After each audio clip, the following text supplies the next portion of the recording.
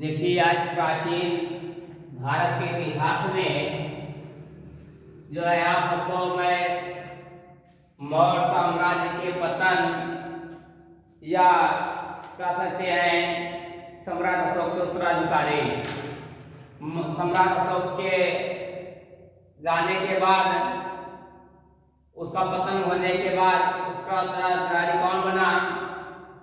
सबसे पहले मौर्यकालीन प्रशासन में कौटिल्य के अर्थशास्त्र में यह मिलता है कि मौर्य साम्राज्य के पतन में सबसे पहले आता है मौर्यकालीन प्रशासन। पतन तो मान लीजिए होता गया, तो मौर्यकालीन सम्राट अशोक के समय में वहां का प्रशासन कौन था, प्रधानमंत्री या पुरोहित कौन सा थे, समाहर्ता कौन था, समाहर्ता जितने मंत्री भी थे सभी मंत्रियों के बारे में मैं विस्तार से वर्णन करने जा रहा हूँ। तो आप देखिए, समझिएगा, यहाँ समझा बताइएगा। सबसे पहले नंबर जो होता है मौर्यकालीन प्रशासन में, सबसे पहले नंबर था प्रधानमंत्री या पुरोहित। देखिए, मौर्यकालीन प्रशासन क्या है। मौर्यकालीन प्रशासन के अंतर्गत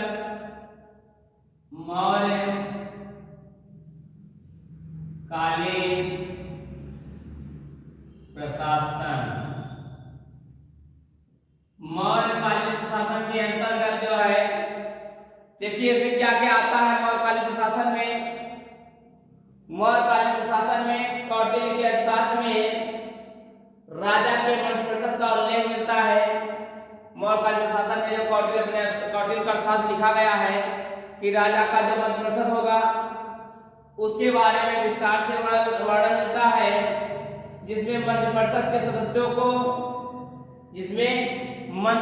सदस्यों को 12,000 पण दिया जाता था। कितना दिया जाता था?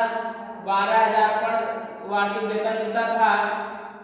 और इसके अलावा प्रधानमंत्री, पुरोहित, सेनापति और युवराज भी इस संभवतः मंत्रिपरिषद में शामिल थे। ये सभी संभवतः जो है मंत्रिपरिषद में ही शामिल थे ये सब। और इनको जो है करीब 48,000 पण मिलता था। कितना मिलता था? 48,000 पण मिलता था, वार्षिक वेतन दिया जाता था। और कौटिल्य के अर्थशास्त्र में इन्हें तीर्थ मंत्रिपरिषद के सदस्य कहा गया है। तीर्थ या मंत्रिपरिषद के सदस्य भी कहा गया है, जिसमें से प्रमुख निम्नलिखित हैं। कौन कौन से हैं? प्रधानमंत्री या पुरोहित। सम्राट अशोक के समय में मंत्रिपरिषद था, सबसे पहले नंबर प्रधानमंत्री थे, जैसे वर्तमान प्रधानमंत्री हैं। नंबर 1 प्रधानमंत्री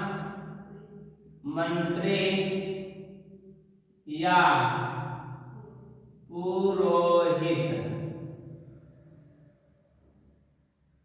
मतलब जनता के देखरेख करने वाला जो होता था, प्रधानमंत्री या पुरोहित। अब देखिए, प्रधानमंत्री या पुरोहित का काम क्या था। प्रधानमंत्री या पुरोहित का काम यह था कि चंद्रगुप्त मौर्य के समय में प्रधानमंत्री या पुरोहित दोनों पदों पर जो है कौटिल्य थे, जिन्होंने प्रधानमंत्री या पुरोहित दोनों का काम जो कौटिल्य देखते थे सम्राट अशोक के शासनकाल में। उसके बाद चंद्रगुप्त मौर्य के पुत्र बिंदुसार का प्रधानमंत्री विष्णुगुप्त। चंद्रगुप्त मौर्य का पुत्र जो है बिंदुसार के समय में जो है वहां का प्रधानमंत्री विष्णुगुप्त बना। कौन बना था? विष्णुगुप्त था। और तथा बिंदुसार के पुत्र अशोक के समय में वहां का प्रधानमंत्री राधागुप्त था। देखिए, प्रधानमंत्री पुरोहित कौन थे उस वक्त सम्राट अशोक के समय में? बिंदुसार के समय में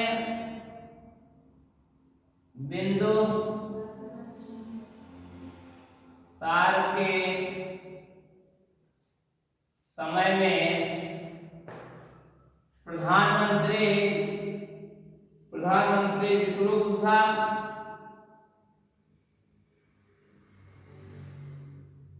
विष्णुगुप्त था, परंतु अशोक के समय में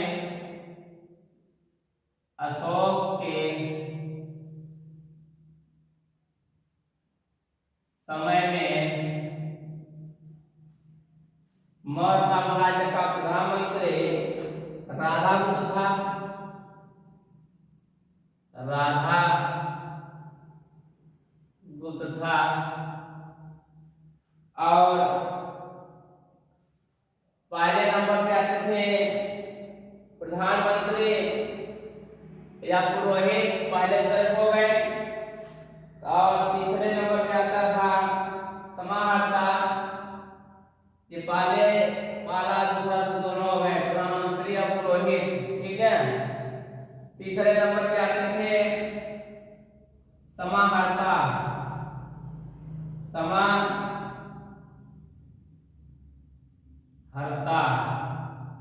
समाहर्ता या राजस्व विभाग का प्रधानमंत्री अधिकारी होता था। यह राजस्व विभाग का अधिकारी होता था। यह राजस्व विभाग का अधिकारी होता था। उसके बाद चौथा नंबर आता है संनिधाता। संनिधाता संनिधाता ये सब मौर्य साम्राज्य के प्रशासक थे। मौर्य साम्राज्य समझ लीजिए वर्तमान में प्रधानमंत्री के जो सब मंत्री होते हैं, तमाम मंत्री हैं, रक्षा मंत्री, गृह मंत्री और रेल मंत्री, सड़क परिवहन मंत्री, जल मंत्री बनाए हैं ना। वैसे सम्राट अशोक का समय में भी जो है प्रशासनिक व्यवस्था थी, जिसमें से प्रधानमंत्री होता था, पुरोहित होते थे, समाहर्ता होता था। सबका अलग काम है। समाहर्ता का काम था राजस्व विभाग का देखरेख करना। उसके बाद संनिधाता होते थे। संनिधाता का काम था राष्ट्रीय कोषाध्यक्ष का देखरेख करना। जो राष्ट्रीय कोषाध्यक्ष है उसमें भी पैसे की कमी न होने पाए, कोई कमी न होने पाए, उसका देखरेख संनिधाता करता था सम्राट अशोक के समय में। उसके बाद अध्यक्ष होता था। कौन होते थे? अध्यक्ष होते थे। पांचवें नंबर पर आते हैं अध्यक्ष।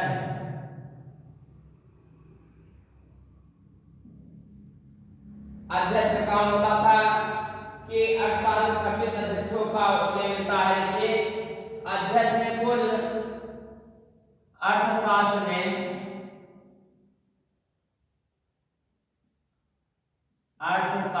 में कुल 26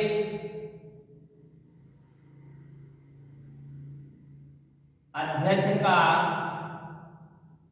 वर्णन मिलता है।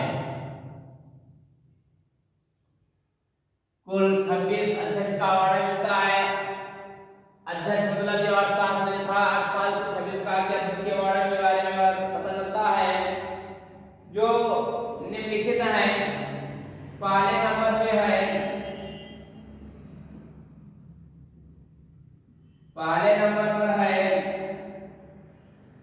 पंड्याध्यक्ष।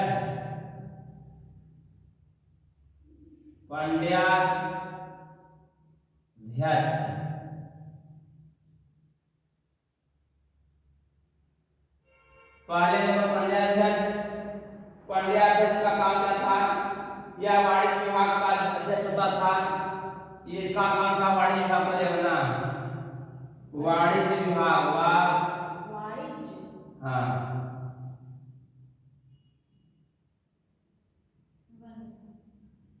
वाणिज्य विभाग की देखरेख करना होता था। पंड्याध्यक्ष का काम होता था वाणिज्य विभाग की देखरेख करना। उसके बाद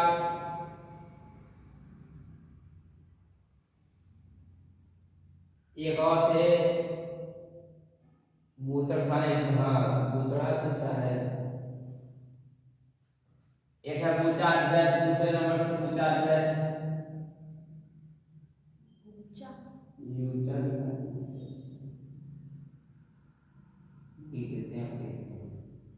यूचा अध्यक्ष। इनका काम था बूचड़खाने की देखरेख करना। अध्यक्ष बूचड़खाने का अध्यक्ष होते थे बूचड़खाने की देखरेख करना, देखरेख करना। उसके बाद होते थे कड़िका अध्यक्ष। तीसरे नंबर पे थे गणिका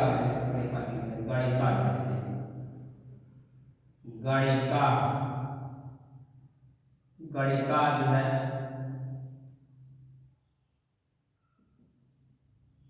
गणिका अध्यक्ष काम था गणिकाओं के अध्यक्ष होते थे। चौथे नंबर पर आते हैं सीताध्यक्ष।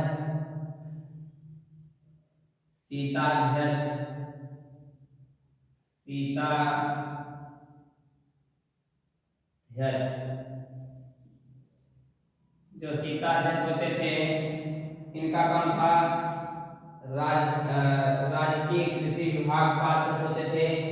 ये राजकीय कृषि विभाग के अध्यक्ष थे। ये कृषि विभाग के अध्यक्ष, राजकीय कृषि विभाग के अध्यक्ष होते थे। उसके बाद पांचवें नंबर आता है लक्षणाध्यक्ष। हाँ,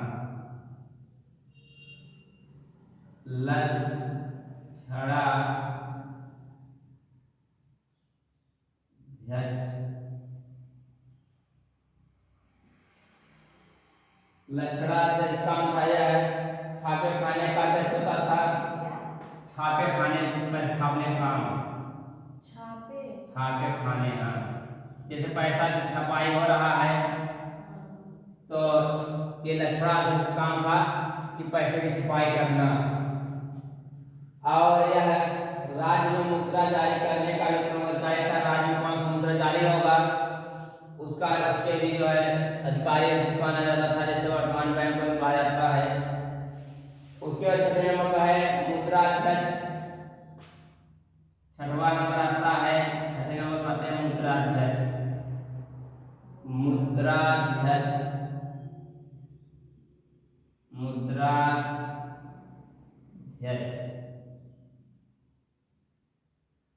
मुद्राध्यक्ष काम होता था, यह पासपोर्ट विभाग का अधिकारी होता था। इनका काम था पासपोर्ट पास कराना। पासपोर्ट मतलब कि कब माल कहाँ से किस तरह जाएगा, कैसे जाएगा, ये सब काम मुद्राध्यक्ष का होता था। और सातवें नंबर आते हैं कोतवाध्यक्ष।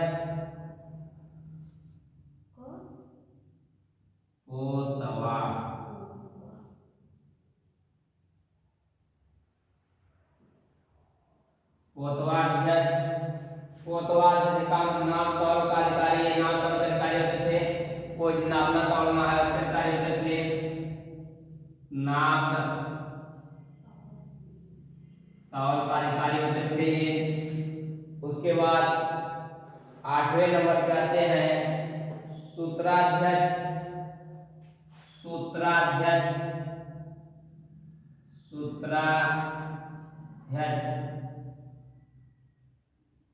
सूत्राध्यक्ष का काम होता था, इनका काम था कताई बुनाई। ये कताई बुनाई का अध्यक्ष माने जाते थे। कताई बुनाई ये इनके अध्यक्ष माने कहे जाते थे। जो कपड़े की जो कताई बुनाई करता था उसको सूत्राध्यक्ष कहा जाता था। और नौवें नंबर होते थे अध्यक्ष। नौवें नंबर कौन होता था? अध्यक्ष होता था, उपाध्यक्ष, सॉरी। नौवें नंबर पे उपाध्यक्ष।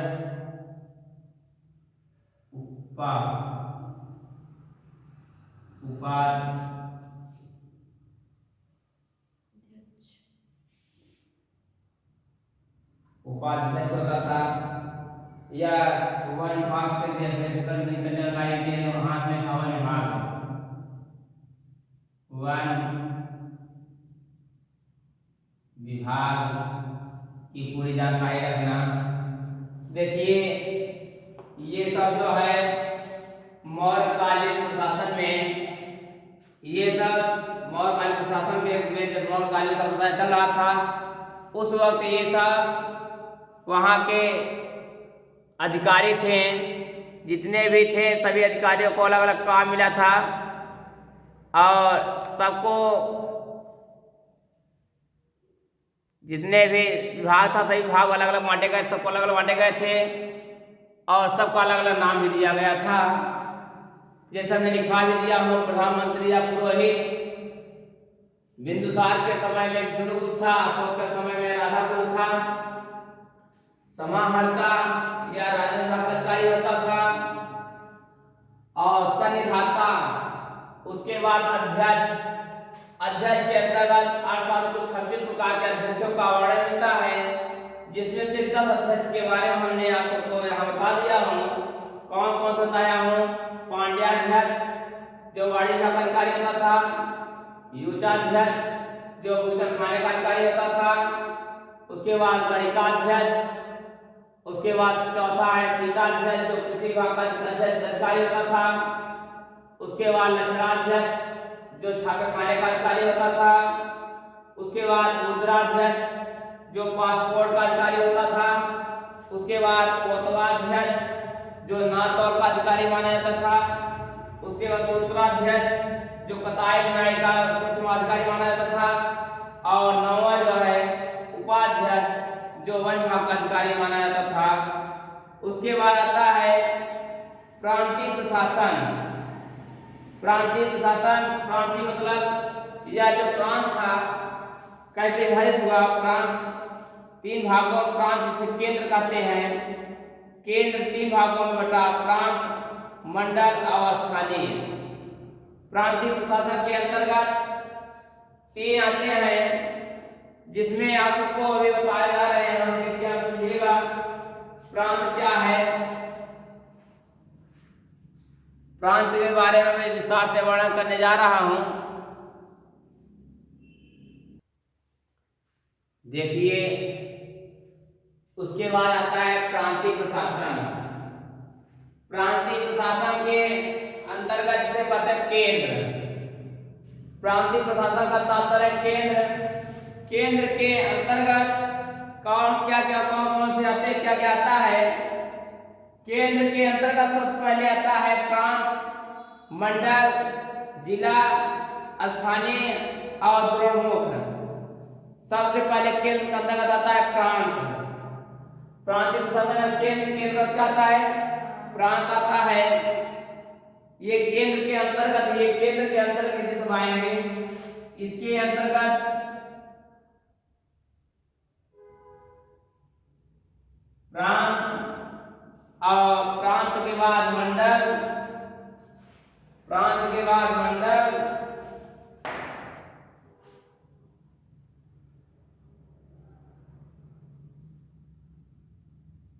मंडल, मंडल के बाद जो है जिला या विषय या आहार, जिला जिसे आहार कहते हैं, पहले कहा जाता था। विषय या आहार जिसे जिला कहते हैं। उसके बाद आते हैं स्थानीय, इनके बाद आते हैं स्थानीय। स्थानीय के बाद आता है द्रोणमुख, द्रोणमुख, द्रोण, द्रोणमुख। द्रोणमुख के अंतर्गत आते हैं खार्टिक, संग्रहण और ग्राम। देखिए ये स्थानीय, ये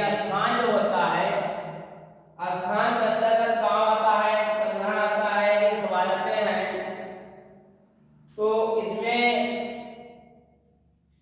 द्रोणमुख के अंतर्गत जैसा दिखा दिया गया है।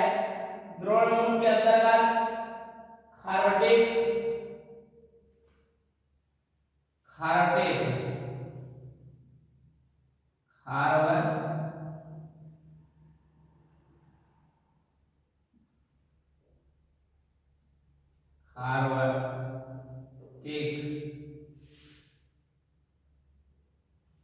उसके बाद संग्रहण, संग्रहण, उसके बाद ग्राम, ग्राम। ये देखिए कि प्रांतीय प्रशासन के अंतर्गत इतने सारे बताए हैं, प्रांत, मंडल, जिला, स्थानीय, द्रोणमुख, द्रोणमुख के अंतर्गत खारटेक, संग्रहण और ग्राम आते हैं। तो जैसे मैंने इसे बता दे रहा हूं, सुनते जाइएगा ध्यान से। केंद्र जो है प्रांत विभाजित था, जो केंद्र था प्रांत विभाजित था, तो प्रांत का प्रमुख अधिकारी कुमार होता था। केंद्र का प्रमुख जो है, केंद्र जो है प्रांत में विभाजित था, केंद्र का विभाजित था, प्रांत विभाजित था। जो प्रांत का अधिकारी होता था कुमार होता था। कौन? कुमार। प्रांत का जो अधिकारी होता था कौन होता था? कुमार।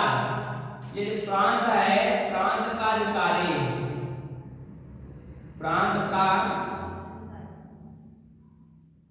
अधिकारी कुमार होता था। कौन होता था? प्रांत का अधिकारी कुमार होता था, जो समांतर राजा का पुत्र होता था। जो समांतर शब्द होता था राजा का पुत्र होता था। जो पूरे प्रांत को देखने वाला राजा का पुत्र ही अधिकतर होता है। इसकी कोई अगर मुख्यमंत्री बना है, सोचता है हमारा लड़का ही मुख्यमंत्री बने, पूरे राज्य को हमारा लड़का ही देखे, ज्यादा बेटर है किसी दूसरे मुख्यमंत्री को बनाए हैं। तो उदाहरण में किसी को ले सकते हो, मुलायम सिंह यादव भी ले सकते हो, लालू यादव भी ले सकते हो। हाँ, तो ऐसे है। तो है पहले प्रांत जो था, केंद्र प्रांत नहीं था, प्रांत का अधिकारी कुमार होता था, जो राजा का पुत्र होता था। और प्रांत जो है मंडल में विभाजित था। जो प्रांत जो था ये किसमें विभाजित था? मंडल में विभाजित था। किसमें? मंडल में विभाजित था, जिसमें प्रमुख अधिकारी जो है प्रादेशिक होता था, जिसमें प्रमुख अधिकारियों के बारे में बताया गया है कि मंडल में कितने अधिकारी हैं। जिसे मंडल बना दिया जाता है, उसमें कौन पीछे है, कौन का है, सबका अलग पद दे दिया जाता है ना। चपरासी का अलग, टीचर का अलग सिस्टम बनाया जाता है। उसी को काम मंडल में वही काम होता था। पहले शो के समय में भी वही होता था। मंडल जो है विषय या आहार जिला में विभाजित था। मंडल जो था वह विषय या आहार, जिला या विषय में आधारित विलय था। ये मंडल जो था इसके ऊपर डिपेंड था। देखिए, केंद्र प्रांत के अंतर्गत आता था, प्रांत मंडल के अंतर्गत आ रहा है, मंडल जिला या आहार विषय के अंतर्गत आ रहा है। और इसमें क्या होता था, देखिए थोड़ा से, इसका प्रमुख अधिकारी विषयपति होता था। जो विषय या आहार का प्रमुख अधिकारी होता था विषयपति होता था। उसके बाद विषय जो है स्थान विभाजित था। विषय को स्थानीय में विभाजित किया गया था। यह 800 ग्रामों का समूह होता था। जो स्थानीय था कितने ग्रामों का? 800 ग्रामों का समूह होता था। 800 गांव मिला करके एक स्थान बनाया जाता था, एक स्थान का निर्माण होता था। जब तक 800 गांव नहीं मिलते थे तब तक एक गांव का निर्माण नहीं माना जाता था, एक स्थान का स्थानीय निर्माण नहीं करा जाता था। मैंने बताया कि प्रांत में, प्रांत मंडल में, मंडल जिला में, जिला स्थान में, इसमें जिला स्थान में विभाजित था, जिसमें 800 गांवों का समूह होता था। उसके बाद स्थानीय द्रोणमुख में विभाजित था। जो स्थान था वह द्रोणमुख में विभाजित था। किसमें? द्रोणमुख में विभाजित था। द्रोणमुख जो जिसमें 400 गांवों का समूह होता था। जिसमें कितने गांव होते थे द्रोणमुख में? 400 गांव। कितने गांव? 400 गांव के समूह को द्रोणमुख कहा जाता था। जहाँ 400 गांव होते थे उसे द्रोणमुख कहा जाता था। जहाँ 800 गांव होते थे वहाँ स्थानीय कहा जाता था। द्रोणमुख जो है खाटी में गया था। जो द्रोणमुख था वह खाटी में गया था। और खाटी में क्या होता था देखिए, खाटी में 200 गांव होते थे। देखिए 800 800 400 400 कितने गांव होते थे इसमें? 200 गांव होते थे। 200 गांव का वर्णन मिलता है। और खाटी के बाद जो आता है, खाटी संग्रहण में गया था। खाटी जो है संग्रहण में गया था, जिसमें संग्रहण में जो 10 गांव का समूह होता था।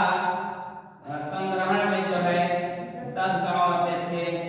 10 गांव को संग्रहण कहा जाता था। क्या कहा जाता था? संग्रहण कहा जाता था। और इसका प्रमुख अधिकारी गोप होता था। इसका प्रमुख अधिकारी कौन होता था? गोप होता था। और संग्रहण जो है ग्राम में था। गांव का प्रमुख अधिकारी ग्रामणी कहलाता था, जो वर्तमान प्रधान कहलाते हैं। अधिकारी कौन था? ग्रामणी। अधिकारी, हाँ ग्रामणी। देखिए जैसे कार्य करके था, केंद्र है, केंद्र है ना। पूरे भारत में कितने राज्य? 28 राज्य हैं। 29 राज्य हो गए हैं और 7 के शासित प्रदेश हैं। तो जैसे कि एक केंद्र था, केंद्र के अंतर्गत जितने राज्य और जो राज्य है के शासित प्रदेश हैं सब आते हैं। उसके अंदर प्रांत आया, प्रांत के बाद मंडल आया, मंडल के अंतर्गत जिला आया, जिला के अंतर्गत एक स्थानीय आया जिसमें 8 गांव का समूह होता था।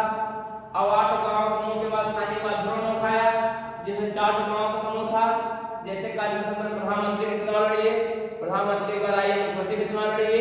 मुख्यमंत्री वाले जो होते हैं विधायक सांसद होते हैं, जो विधायक सांसद विधायक, उसके बाद जिला अध्यक्ष, ब्लॉक अध्यक्ष, उसके बाद जिला पंचायत सदस्य, ब्लॉक प्रमुख, उसके बाद प्रधान पद तब बीडीसी तब मेंबर।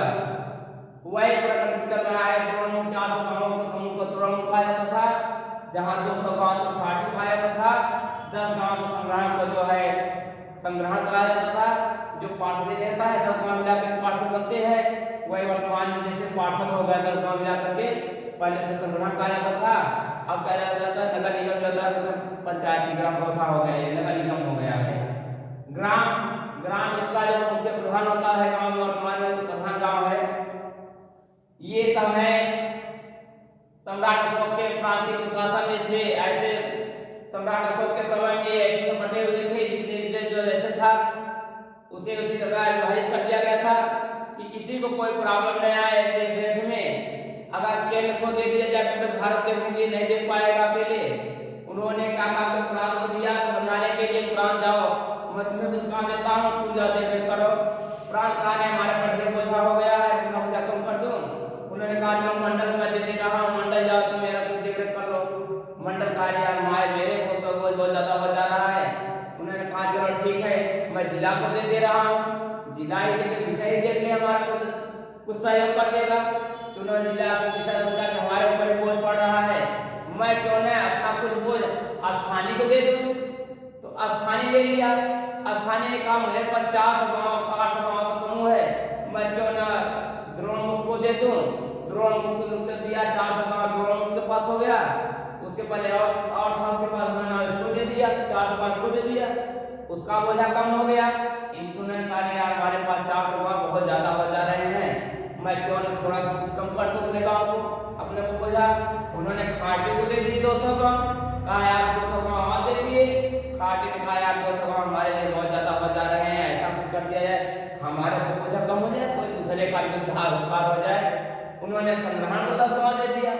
संग्रहण ने कहा यार हमारे 10 गाँव तो हो गए हैं, अब इससे ज्यादा हम नहीं देख पाएंगे, अब जो बच रहा है उसे ग्राम को दे दो, प्रधान को दे दो। प्रधान देखिए अपना हमसे मतलब नहीं है, प्रधान एक एक गाँव देखेगा, हर गाँव प्रधान एक एक गाँव देख लेगा। अब यही बोझा हमसे समझ जाएगा, लास्ट में ग्राम टूट गया। ये रहा सम्राट अशोक के प्रांतीय प्रशासन। उस समय प्रशासनिक व्यवस्था कैसे थी, कल बताएंगे कि मौर्यकालीन न्याय प्रशासन सम्राट अशोक के समय में कैसे न्याय प्रशासन कैसे होता था, क्या क्या था उसमें। और नोट में कोई लिखा है, जिले गांव के बीच में दो प्रमुख अधिकारी स्थानीय गोप होते थे, जिसको गोप कहा जाता था। उसके बाद स्थानीय ग्रामों से भू राजस्व इकट्ठा करते थे। जो स्थानीय गांव थे, स्थानीय ग्रामों में से गांव से जो है भू राजस्व इकट्ठा करते थे, भूमि का राजस्व इकट्ठा करते थे। जबकि गोप लिखने का कार्य करता था। जो गोप होता था वह लिखने का काम करता था सम्राट अशोक के समय में। तो यहाँ तक जो न समझ में आया हो आप बताइएगा, आपको मैं समझा दूंगा इसके बारे में विस्तार से अपने नोट्स में दिखा दे रहा हूँ। आप जहाँ समझ में आया हो आप बताइएगा, बाकी मैं अपना नोट्स आपको प्रोवाइड करा दूंगा। उस नोट्स में जो है जितने भी चीज़ें छूटे हैं पूरे चीज़ मिल जाएंगे आप सबको।